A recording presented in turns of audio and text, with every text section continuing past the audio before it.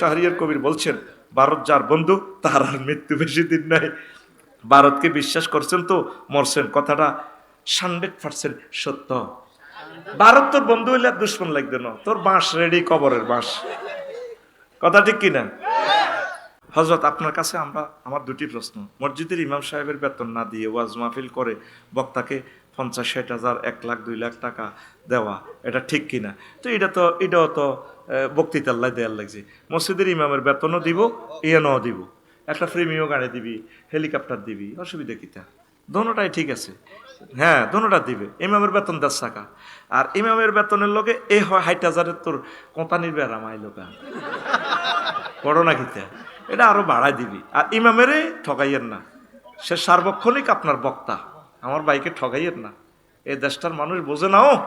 আফসারি একদিন 1 ঘন্টা ওয়াজ করে জায়গা, আর ইমাম 24 ঘন্টা আপনাদের জন্য দোয়া করে, তাহাজ্জুদ পড়ে দোয়া করে। আপনি মরলে আপনার লাশটা কত মহব্বত করে উনি রাখে, আপনাকে গোসল দেয়, আপনার ছেলে মেয়ে বিসিএস ক্যাডার হয়েছে তাদের জন্য দোয়া করে, মন্ত্রী এমপির জন্য দোয়া করে, আপনার সকল কাজে দোয়া, আপনার ছেলেটার নাম রাখে, আপনার মেয়েটাকে বিয়ে দেয়, আর আপনি তাকে ঠগান।